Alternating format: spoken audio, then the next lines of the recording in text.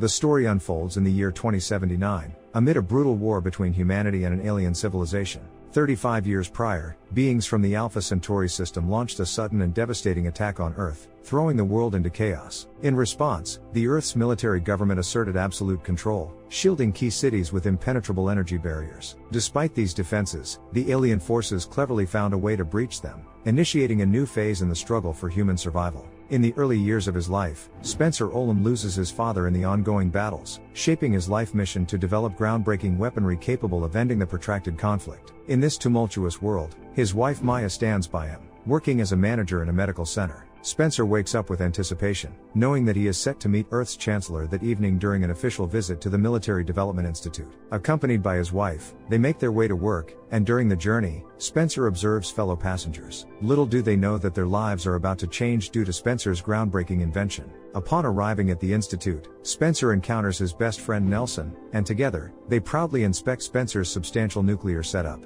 intended for presentation to the Chancellor. Their conversation is abruptly interrupted by Major Hathaway, the head of counterintelligence, who greets Spencer with a firm handshake before incapacitating him with a concealed stun gun. As Spencer falls to the ground, unable to move, Hathaway's subordinates seize him and take him in an undisclosed direction. Gradually regaining consciousness in a dimly lit interrogation room, Spencer finds himself securely restrained to a metal chair, wires connected to his body. Major Hathaway reads aloud Spencer's dossier, acknowledging his numerous achievements and expressing regret over the loss of such a brilliant mind. Hathaway reveals that intelligence intercepted a recent conversation among aliens, unveiling their active infiltration of Earth with replicants, exact copies of humans unaware of their artificially created nature. According to Hathaway, the real Spencer was eradicated by aliens, and a clone was created to assassinate Earth's Chancellor, whom Spencer was scheduled to meet. Spencer vehemently denies these claims. In an attempt to substantiate his assertions, Hathaway presents a video of the dissection of a captured replicant who, posing as an engineer, planned to detonate a military base. Inside the imposter, they discovered a powerful explosive device called U-bomb disguised as a human heart. Hathaway, determined to extract the bomb from Spencer's chest to prevent it from reaching its intended target,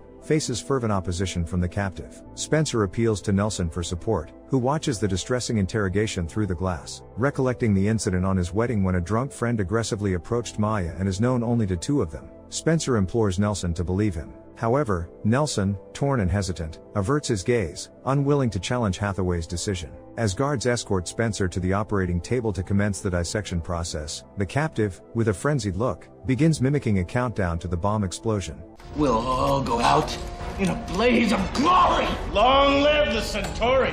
Asserting that his true target is Hathaway, the Major dismisses Spencer's words and orders his subordinates to proceed with the mission. Suddenly, Spencer breaks free from the guards, swiftly grabbing a scalpel from the table. He thrusts it into the leg of one of the men, disarms him, and takes him hostage. Without hesitation, Hathaway opens fire on his subordinate, but Spencer uses the man's body as a living shield and escapes. The Major commands a full-scale manhunt, directing all available special forces to track him down. In an attempt to find a safe exit from the building, Spencer finds himself trapped. Suddenly, the elevator stops on his floor, and armed stormtroopers appear before him. To preserve his life, the scientist is forced to open fire on the soldiers. Entering the elevator, he is horrified to find a wounded Nelson on the floor, also a victim of his bullets. Regretting his actions and wanting to help his friend, Spencer realizes it's too late. Soldiers, led by Hathaway, halt the elevator, only to discover Nelson's lifeless body inside. The scientist escapes through the elevator shaft and contacts Maya. He explains his plan to infiltrate the medical center for a rescan of his body, providing evidence that he is not a replicant. Maya tries to find out his location, but the communication abruptly cuts off. Spencer is forced to continue his escape, haunted by fragments of strange visions from the past. The Minister of Defense urgently contacts Hathaway, outraged by the news that counterintelligence has lost the captive. Hathaway insists on an immediate evacuation of the civilian population, but the higher-ups fear widespread panic. Moreover, Hathaway's ruthless methods raise serious doubts for the minister. How many innocent men bled for your mistakes before you uncovered the first replicant?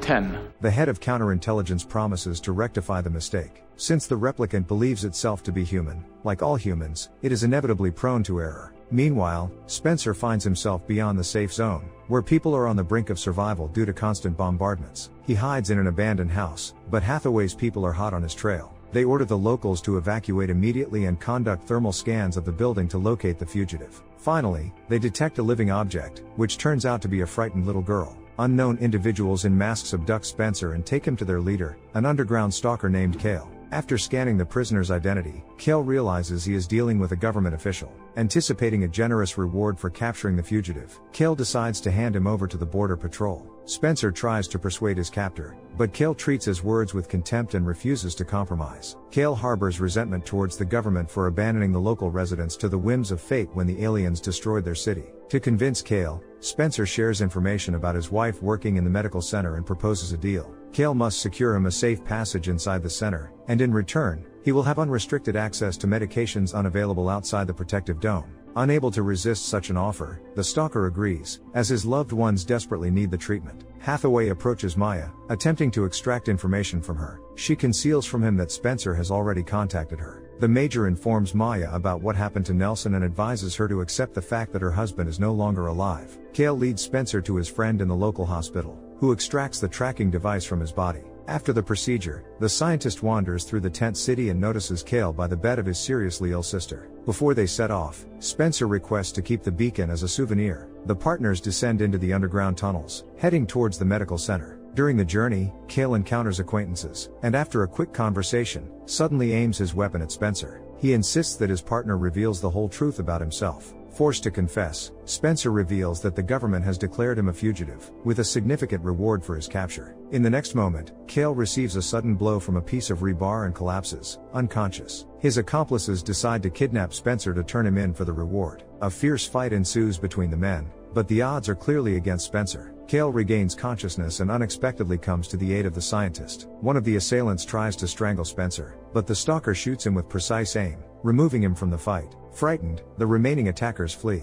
In gratitude for the rescue, Spencer tells his new friend that his pursuers believe him to be an alien who stole the identity of a real human. Despite the shocking revelation, Kale decides to trust Spencer. The partners emerge onto the surface at a train station, where Spencer hides his face behind dark glasses and a hood. Among the crowd, he is haunted again by visions, seeing an image of Maya flickering in the flames of a bonfire. Losing control, he attempts to flee but almost instantly loses consciousness. Kale takes Spencer to an isolated spot, saving him from trouble for the second time. Upon waking up, Spencer speculates that the security forces might have used psychotropic drugs to weaken his mind. With pain in his eyes, he recalls the terrible act he committed during the escape. My best friend. The door's opened. I think I killed my friend. Suddenly, Spencer notices Hathaway in the crowd intentionally colliding with him, slipping a tracking device into the Major's pocket. Hathaway is informed that the prisoner has appeared on the radar, and all patrols set out to pursue the false target. Accustomed to operating in the shadows, Kale expresses his dissatisfaction with Spencer for his dangerous and risky actions. The partners manage to reach the medical center unhindered, where Spencer removes the identification token from the lifeless body of a stormtrooper. Disguised as a doctor and a wounded soldier, they infiltrate the building. On the way, Spencer spots his beloved but cannot signal her about his presence. Using a glove with Maya's fingerprints, the scientist leads Kale into the medication storage area. The stalker swiftly gathers the necessary medicines in a bag, which will help save the lives of hundreds of people outside the dome. The partners successfully conclude their deal, and now their paths must diverge. As a farewell, Kale gives Spencer his weapon to help him resist his pursuers. Hathaway discovers the beacon on himself and erupts in rage, realizing that all this time, he was pursuing himself. He directs stormtroopers to the medical center, expecting the fugitive to want to meet his wife. Spencer infiltrates Maya's office and finds a cassette with the recording of his last medical scan. Now, he faces the task of conducting a high-tech re-examination and comparing the results with previous ones to prove he is not a replicant. Tracking down a doctor, Spencer, threatening him with a weapon, forces him to undergo the scanning procedure. During the procedure, the doctor secretly sends a distress signal, and a nurse enters the room. Astonished by what she sees, she hastily exits, informing security about the fugitive. Kale, overhearing her conversation, bursts in, warning his friend of the approaching threat. At the same moment, armed stormtroopers invade the room, forcing Spencer to abort the scanning. Never learning the truth about himself, he and Kale engage in a fight with the soldiers. Although they manage to win the confrontation, the stalker gets a knife wound. After providing first aid to his friend, Spencer orders him to escape. Hathaway appears on the scientist's trail and begins chasing him. Spencer rushes into a ward with severely injured patients, taking advantage of the chaos, and blends in among them. Sending stormtroopers to explore the underground paths, Hathaway enters the scanning room. He realizes that all this time, Spencer was trying to find a way to prove his innocence. This earns the Major's respect and makes him doubt his certainty that the scientist is a replicant. Arriving at the platform, Spencer decides to analyze his next moves. His attention is drawn to a news broadcast about a forest fire caused by a strong electromagnetic anomaly. The scientist recalls spending romantic weekends there with his wife, but he cannot remember anything about the fire that occurred at the same time.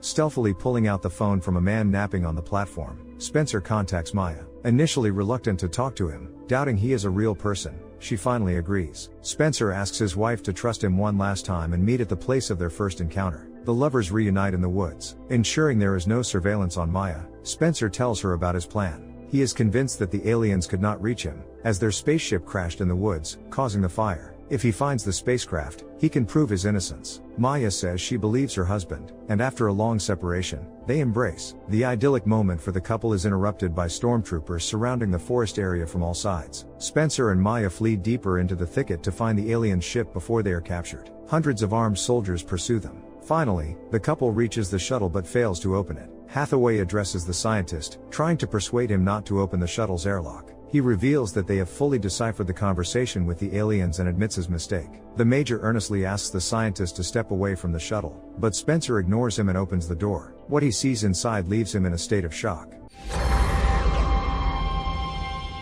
Terrified, the replicant Maya attempts to escape, but Hathaway shoots her, preventing a potential explosion. Spencer rushes to her lifeless body, unable to believe that his beloved is no longer alive. The head of security is convinced that he has eliminated the real imposter, averting horrific consequences. While examining the wreckage of the alien ship, another body is unexpectedly discovered, Spencer Olams. At that moment, the replicant realizes his true nature. His eyes instantly darken, and he self-destructs by detonating his U-bomb. A powerful nuclear explosion engulfs Hathaway and all the military personnel in the forest. In the concluding part of the narrative, we see Kale's sister waking up in the hospital. Thanks to the new medications, all patients are rapidly recovering. Meanwhile, on television, it is announced that Hathaway and the Olams have been destroyed by aliens. The government decides to conceal the truth about the replicants to avoid societal panic. Kale is left questioning whether he ever knew the true identity of Spencer. The film makes you wonder who the true evil was. As the story progressed, the replicant showed more humanity and saved more lives than his pursuers. Tell us about your impressions of the characters in the comments below and don't forget to subscribe to our channel.